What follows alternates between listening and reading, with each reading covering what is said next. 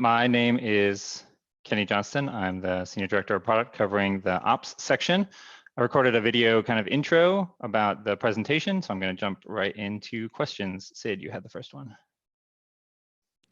Thanks for that. On slide 11, it says it shows your issue board. Thanks for sharing that. It says ensure APM metric dog fooding. What do you mean with that? That's actually my OKR issue. So I think that it has a little OKR label. It's the issues the product organization uses to track our OKRs. So when we've been providing updates, it's usually just a snippet of the description of that issue. So that's making sure we use GitLab APM functionality within our infrastructure department?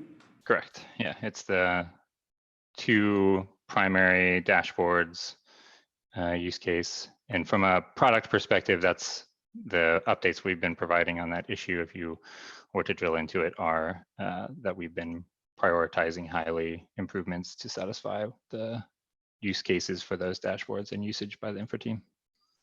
So what are those primary dashboards and use case? Do you want to get into that? If you don't know it from the top of your head, we don't need to go into it. I know that one of them is a critical customer dashboard and another one is a SLA dashboard. Someone from the APM team might be able to speak more eloquently about those specifics. I don't see Dove. Yeah, in the short term, I'm off mute. Okay, great.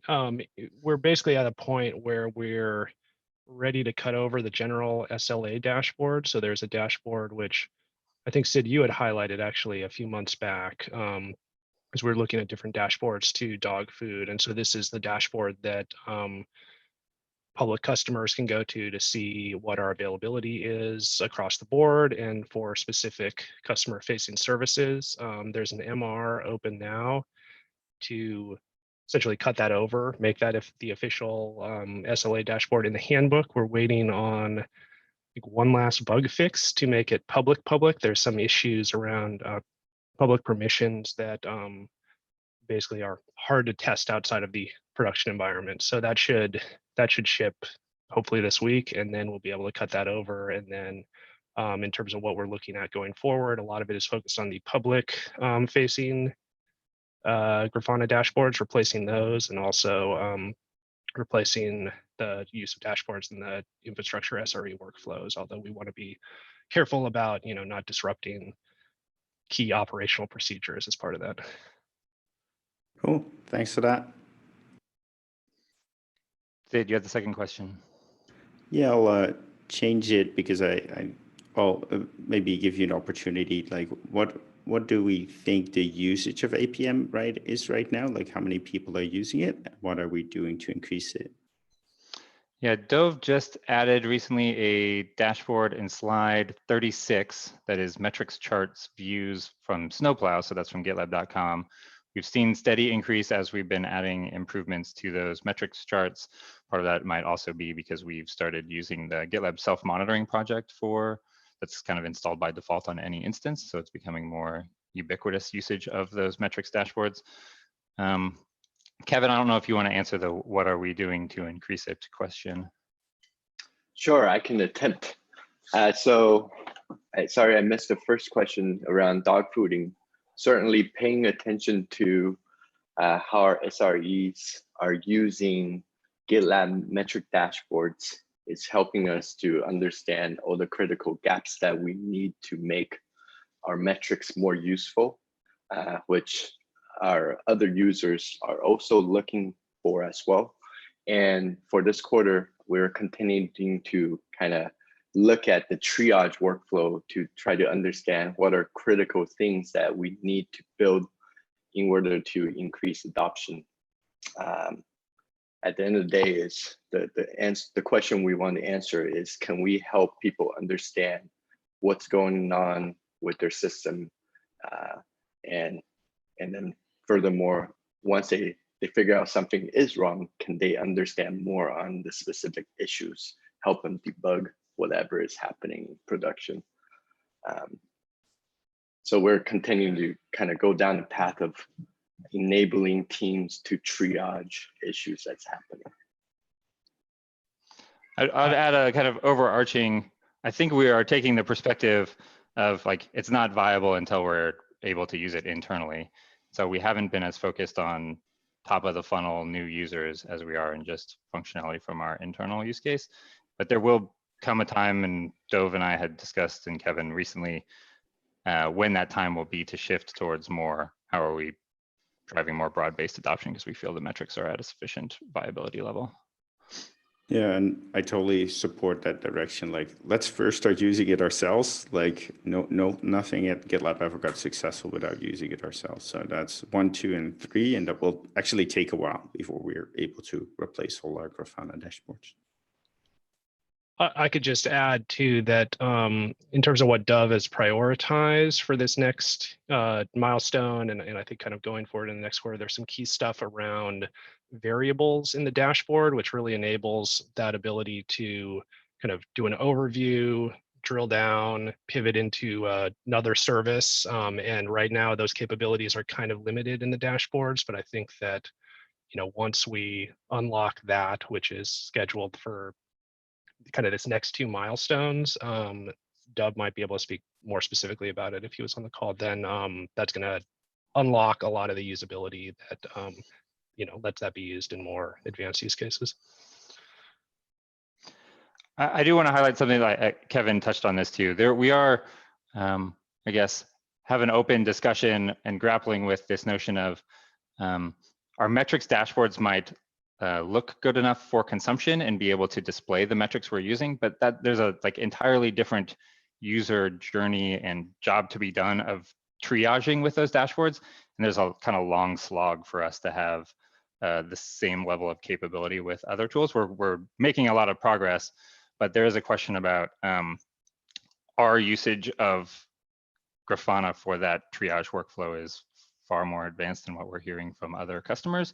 And we do see customers starting to adopt it. And so we're going to have to balance between the metrics are capable of displaying what we want and we use them, and supporting, I guess I would call it, less sophisticated triage use cases earlier. Makes sense. Sid, do you have the next question? You don't see anybody else asking questions yet, so I'll just keep going. Are we on a trajectory to test our auto DevOps functionality combined with all of our templates on every release? So the background is like, are we making sure that our auto DevOps templates aren't broken right now? I think we had a template that was broken for half a year and nobody knew. Yeah, and just to make sure I'm crisp on the words, our project templates that are meant to run automatically with auto DevOps, some of them are broken, some of them were broken. I am reminded, Sid, of an item on the project scaling agenda that I'd kind of pushed out till June. And so I don't know the status of this. I don't know if anyone from the quality team is on that might be able to answer. I know there was a bunch of effort around our ability to test, or maybe Victor, you might know, or Nicholas from the configure team directly. I don't. The truth is, I wasn't even aware that the templates were broken for half a year, so it's totally new to me. Yeah, one of the templates. Yeah, I'm not aware of any specific efforts right now to work on testing those. We can follow up with the Dan Davison is the QA engineer over there. We could follow up and see where that's at. Yeah, and I can link in the issue that I'm aware of, Nicholas, in this group conversation, and I'll put it in the configure channel too. Thank you. Sure. Cool. Thanks for that. And really exciting to see inline code coverage reports in the merge request. That is an awesome contribution by the wider community. So very excited to see that. Yeah. Kevin? Yes, so the configure team recently ran a design sprint. I was hoping that Victor can share some high-level outcomes from the sprint. Yeah, I would be happy to. So this will be really high level and feel free to ask questions to get more into it. Basically, all of us agree that we should focus more on the enterprise experience Kubernetes operator users if we want to have adoption around their Kubernetes management usage, because even today, almost like 97% of the cluster is actually imported instead of created from within GitLab. And we set up a direction for the team that will have this. Basically, we would like to create a specific runner. That's how we called it last week, but it will probably need a different name. That will be an active agent-like thing to run inside of the cluster. Accordingly, it can be used it can be set up with the accessibility rights the given operator wants to have it, and still we can get all the benefits of GitLab. This was the high level part, and I'm happy to share more details if you are interested. We discuss many sides of the whole topic, actually. Thanks, Victor. I do want to highlight the premise of the design sprint was we have a known customer problem that our customers are actively choosing not to integrate their clusters with GitLab because of some of the permission and security concerns they have about having to give the kind of GitLab application itself too many rights in the cluster. And so I think we're trying to solve for that kind of specific pain point, and the design sprint helped us come up with ideas for how to do that we're then going to go do solution validation on. Yeah, and at the same time, it's more than that. I think what design sprint had is because it as well, the idea that we have actually allows for much deeper integration into the clusters in using various workflows that people might have, and so it can be it provides us a pretty long-term vision for Kubernetes management.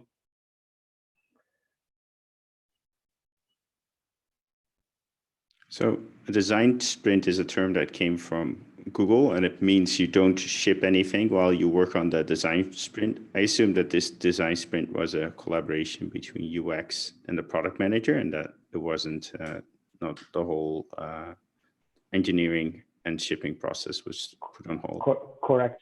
It was actually, there were one GitLab SRE, 2 engineers from the team, UX clearly, and 3 product people, and 1 solution architect who took part on it. And the outcome is, which is the tangible outcome, is actually direction page updates that will come this week, and a prototype that we start testing next week. Cool, very interesting. Feel free to ping me on Slack when you have that update. Okay, I'll do so. Thanks, Kevin and Victor. Eric Brinkman. Yep. Hey, Kenny. I know Ops has been involved in a number of efficiency improvements. How are those going? Well, we provided an update on one of them in the slides, the Jenkins wrapper one.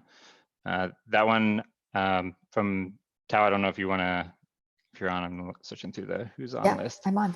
Yeah, you want to provide an update on Jenkins wrapper? Yeah, right now we're collecting feedback from users who want to beta test what we have out there, which is basically a tool we created that will auto-generate a container so that our customers can run their Jenkins installation as part of GitLab CI pipeline, but it would be run as a single job. We have a couple of existing customers that had volunteered to test it. One of them, their latest comment was, it looks good so far, but they have further testing to do. And then we're going to open it up for, in a public issue for the wider community to start testing this beta tool as well. I can add the link to that public issue to the agenda here. So you might want to follow that issue if you want to see how the wider community is testing and validating what we're putting out as the MVC for this Jenkins wrapper. Cool, thanks, Tao. The other one is about ease of use of runners for self-managed instances. So making it easy for self-managed users to get started with GitLab CI by making it easy to install and utilize runners. Darren has been leading the charge there. Darren, do you want to give a brief update? Yeah, so the low hanging fruit that we took care of was getting the blog post out there. So that was in a few weeks ago. Over the last week, we updated our roadmap. So the next kind of attack for us is to release a Docker image to enable the automated install of the runner onto a cloud VM. And then we've got some other iterative improvements planned with the UI that will eventually will make it easier for folks to discover installing the run in the UI. And then over time, we'll start folding in automation. So we will be picking up a lot of that work in the next couple of weeks and making some changes on that. Cool. And then there's one that's highly related to the ops section, but I think officially owned by Sid, which is about making adjustments to how we accumulate quota for CI minutes. And I have to say, thanks to members of the memory team, Alexi and Camille specifically, for driving some of the R&D improvements to that will not only enable us to do a better job of accumulating minutes for our shared CI runners on GitLab.com, but also enable us to do some more versatile pricing strategies going forward. So I'm excited about both of those. I can drop the link for that specific initiative in the doc too. Cool. Scott, you've got the next one. Yeah, I'm curious about Darren's thinking on priority of various platforms. I see ZOS on the list. I know that's one of the higher rated IACV, potential IACV contributors. So Darren, just curious about how you think about priority against all the various platforms that we would ideally like to support with our runners. Yeah, I mean, that's a great question. I mean, obviously, as everyone probably knows, I mean, we're getting a lot of requests for different platform support, right? Scott, you brought out ZOS. We have requests that we're doing a bunch of work on ARM. We still have questions about are we going to improve, or provide shared runners on .com for macOS. Right now, it's really, just stepping back, we're looking at the volume of requests. IACV is kind of the main drivers right now. So that's kind of one of the reasons why ZOS has kind of bubbled up to the top. We know that's a big thing, so we're taking it very iteratively. So at least on the ZOS side, we're going to take a bite-sized chunk, which is trying to get a Docker image out for the runner on ZOS. So that's the first thing we look at is volume of demand, IACV. It does get a little bit squirrely as we kind of move into the other platforms where it's not as clear in terms of what the IACV impact is, right? ZOS seems to have a clear IACV impact, bunch of demand in the community. When we start looking at things like the time we're spending on, say, ARM, or maybe the time that we might spend on macOS shared runners, sometimes those IACV numbers don't quite jive. And it's a question of, well, is the volume of requests that we're getting from the user community reflective of a future IACV? And so we're kind of juggling or using that to kind of give us a kind of a yardstick. Okay, thanks, Darren. Yeah,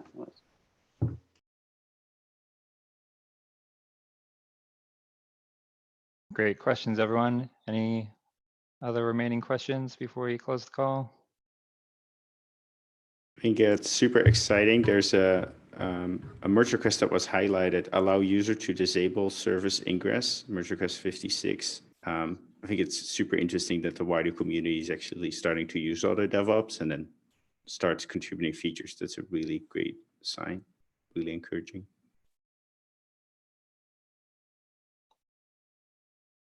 Great.